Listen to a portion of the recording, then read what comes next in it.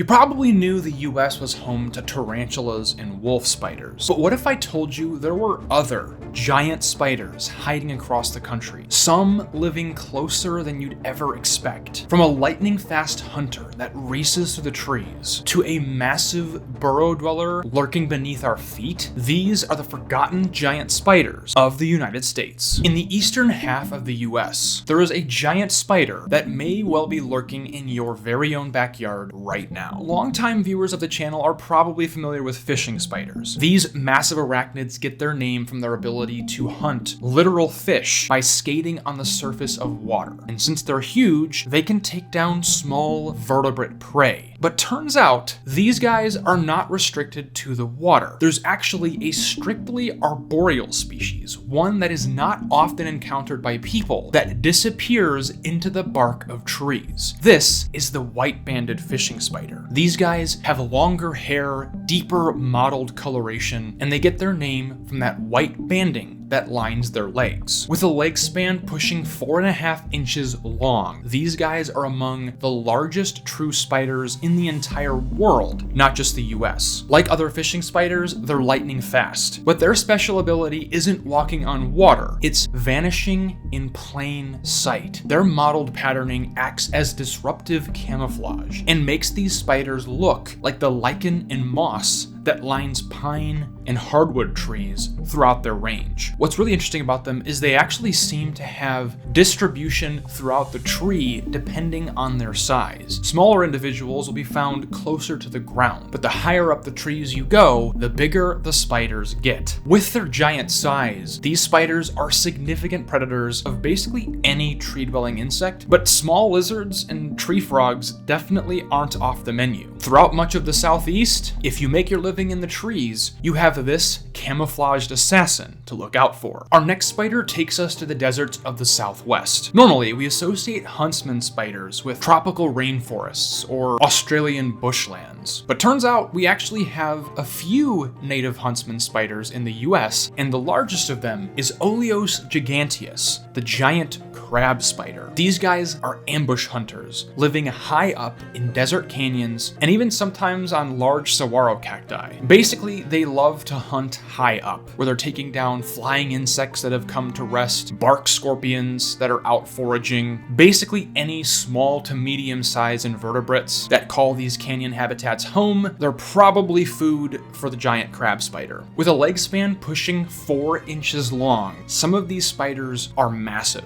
rivaling many of their Australian cousins. What's interesting about these spiders is they're actually pretty helpful to have around. Yes, a large, fast-moving spider doesn't sound like everyone's favorite thing to keep in the house, but given that these spiders are a significant predator of the Arizona bark scorpion, they can actually be sort of like natural pest control. These huntsmen are effectively harmless to people, and they're actually sweethearts. Huntsmen are one of the least offensive spiders you could possibly encounter, whereas the Arizona bark scorpion is potentially the most dangerous arachnid in the United States. If I had to pick between the two of them to have in my house, I would pick the huntsman spider 10 out of 10 times. As we get deeper into these spiders, they start to get rarer and rarer. And this next one is one that you've probably heard of, but likely have never seen. Covering most of the southern US and pushing north into the Midwest and very southern Pennsylvania are the trapdoor spiders. Specifically, the trapdoor spiders in the genus Umidea. We actually have a lot of different trapdoor families here in the US, but these guys are actually quite large. With a leg span just under 3 inches and a relatively heavy body, these guys are like stockier wolf spiders. But what's crazy is they're actually closer to tarantulas. The trapdoor spiders are the first megalomorphs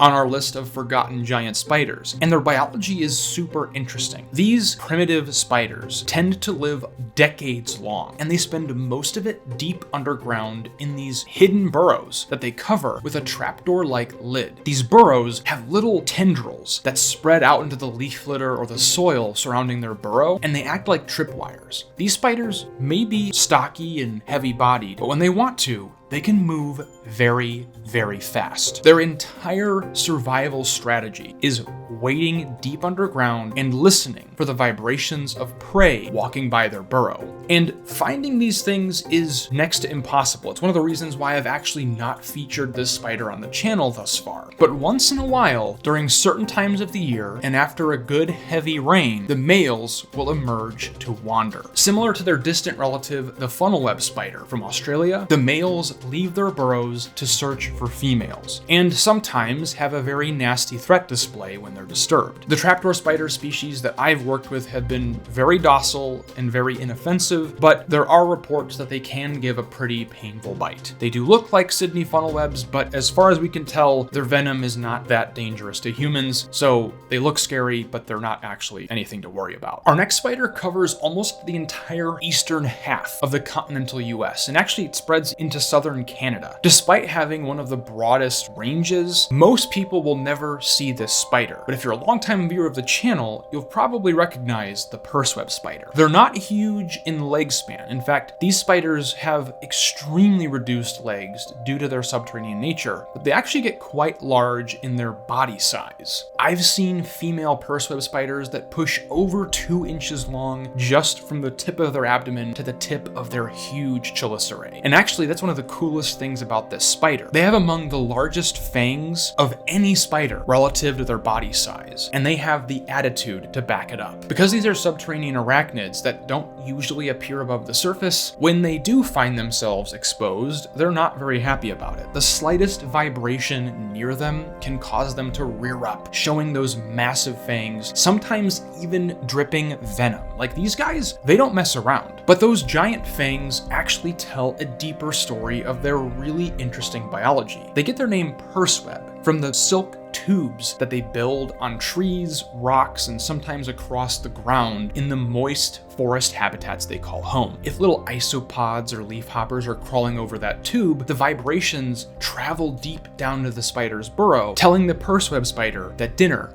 has arrived. But unlike the trapdoor spider, the Purseweb hunts from inside the web. They use those super long fangs to basically spear the prey from inside the web. It's one of the more unique hunting styles that I've seen in my years working with spiders, and it's actually kind of interesting to me that their big, scary fangs actually have a deeper biological explanation. They're not just there to look scary. They serve a purpose that allow these spiders to survive. Endemic to high elevation forests in the mountains of California is one of the coolest looking spiders we have in the US. They look almost like you took a regular tarantula and then spray painted it metallic silver or sometimes even blue. This is the California false tarantula of the genus Calisoga. Unlike tarantulas, which come from the family Theraphosidae, the false tarantulas come from the family Nemesiidae, which are also known as wishbone spiders. They get their name from the shape of their burrows. They have this kind of two-pronged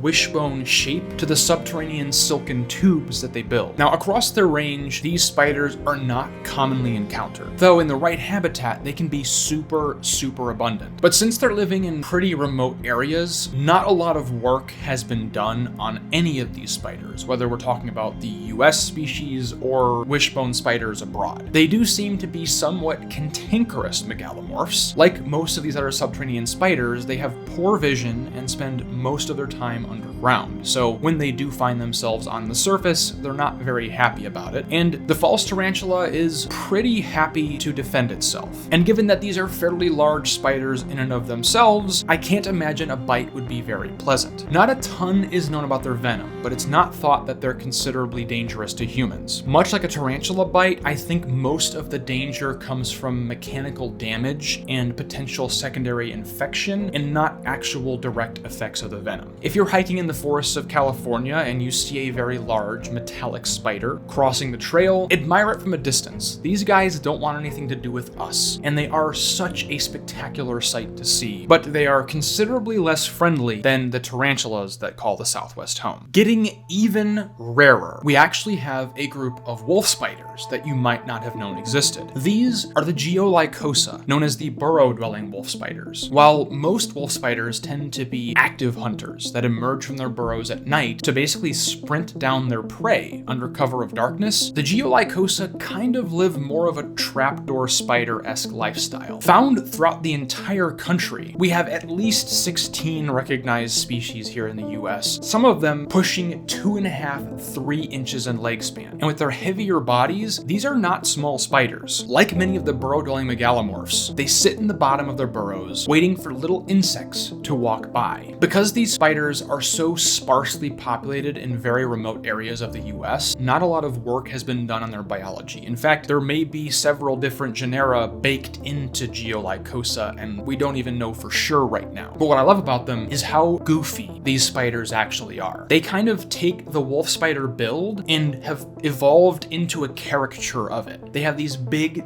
domed heads and these gigantic chelicerae, which like on megalomorphs can be kind of intimidating because they can, flare it up like a funnel web. But these guys just have these big old buck teeth coming off their cephalothorax, and I think they actually look kind of silly. So despite the fact that they can be very passionately defensive when they find themselves above ground, they're a little bit hard to take seriously. In my opinion, these are one of the more exciting spiders to find just because I see them so infrequently, and because so little work has been done on them, basically anytime we encounter them, there's the opportunity to discover something new. And as we get even rarer with these spiders, the observation data we do have is going to matter even more because, like I said, no one's doing work on these spiders. Up next, we actually have another wolf spider found in isolated pockets of the deep south and parts of the southwest. We have a group of wolf spiders in the genus Socipus that are known as the funnel web wolf spiders. Wolf spiders are one of the most diverse groups of spiders, and with that, there are going to be some oddballs. These guys might be even weirder than the burrowing wolf spiders because they're actually the only wolf spiders that live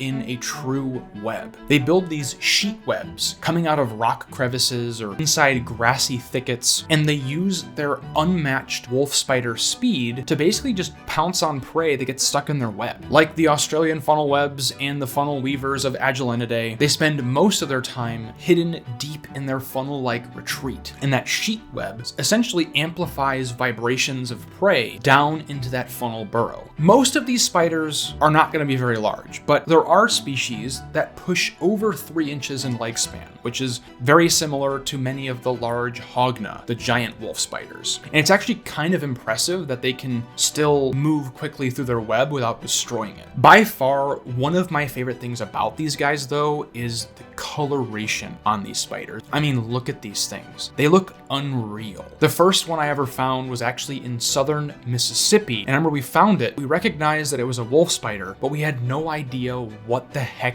the species could possibly be because the markings were unlike anything I'd ever seen before. These are not a group of spiders that is encountered often at all, which is kind of a shame because with their striking patterning, in my opinion, they're also one of the most beautiful arachnids found in the United States. Isolated to the streams found deep in desert canyons in the southwest is actually one of the most impressive spiders that I think we have in the US. This spider has no common name, but it's from the genus Trichalia, which is actually one that I've worked with in the tropics, in places like Panama and Ecuador. And actually, this particular species ranges all the way from Arizona down south through Panama. These tropical fishing spiders are actually not related to your typical fishing spiders at all. At first glance, they may look kind of pathetic, a little tiny body with these long spindly legs, but with a leg span pushing over 7 inches, they have among the largest leg span of any spider in the world. There are few spiders that actually have a wider leg span than these things. They're actually insane. And they use that to float on the surface of the water. Because their body is so spread out, they can take advantage of the surface tension of water to hunt fish, frogs, and small aquatic invertebrates. In the actual US, they are extremely rare and very, very hard to find. But in the rainforest streams of Central and South America, they are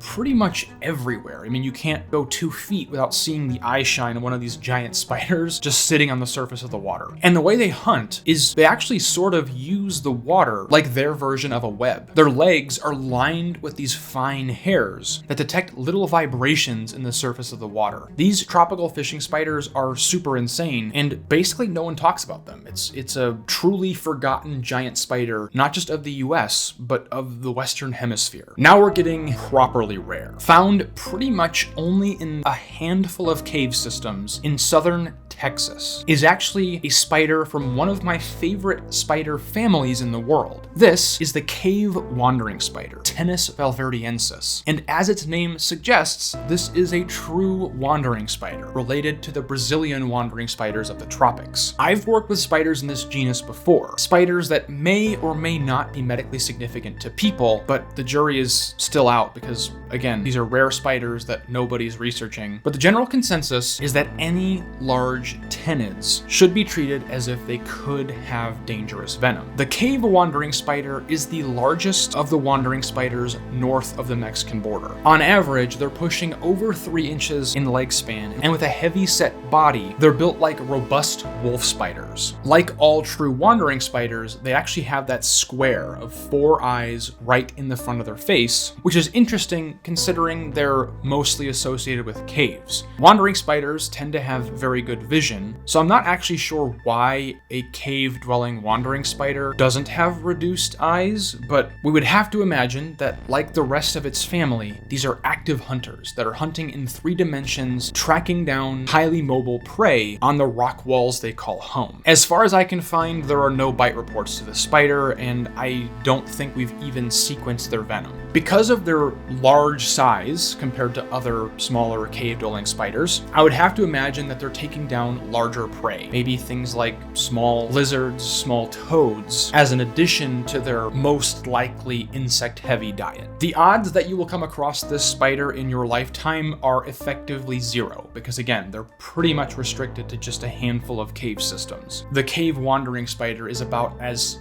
secret as it gets when it comes to giant spiders that nobody's heard of in the US. And unless somebody describes a really obscure giant spider that no one's seen before, the cave wandering spider is actually as obscure and rare as it gets on the US mainland. But there's actually one more spider in the US that is even rarer, and that is the brushed trapdoor spider from Hawaii. Yeah, this thing is actually kind of insane because it seems like it's really only been spotted a couple times ever in human history. Coming from the genus Nihoa, it's named for the island on which it was found. And it was originally thought that this genus was only found on that island. But then discoveries across different islands throughout the Pacific showed that there were lots of these odd trapdoor spiders that were more closely related to each other than they were to other tropical and island-dwelling trapdoors. So Nihoa is now a Pacific Island trapdoor spider group, but it was originally discovered in Hawaii. Now, effectively nothing is known about these spiders, so what little we know about them is just kind of interpreted from the family they come from. The Barachelidae, the brushed trapdoor spiders, are normally found throughout the tropics in parts of South America, Australia, Africa, and Asia. Like most other trapdoor spiders, they live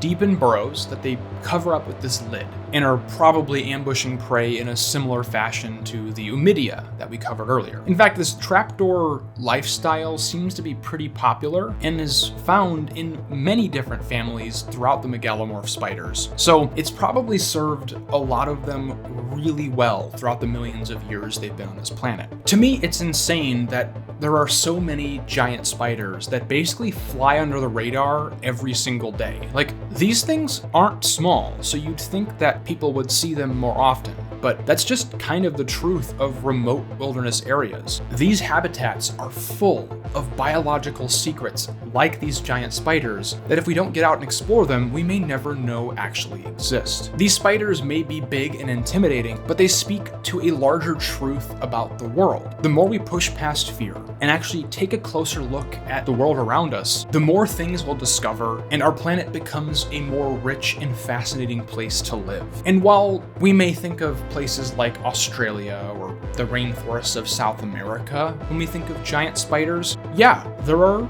tons of giant spiders living right outside our doors right now. And there's actually a whole slew of giant spiders out there in the world, some of which look absolutely insane. In fact, some of the coolest giant spiders that I've ever seen were not from Australia, they weren't from South America, and they weren't from the US, but actually the rainforests of Southeast Asia. If you want to see what I think might be some of the coolest looking arachnids in the entire world, check out this video right here. Hope to see you there, but until next time, don't forget to get outside and find your own adventure.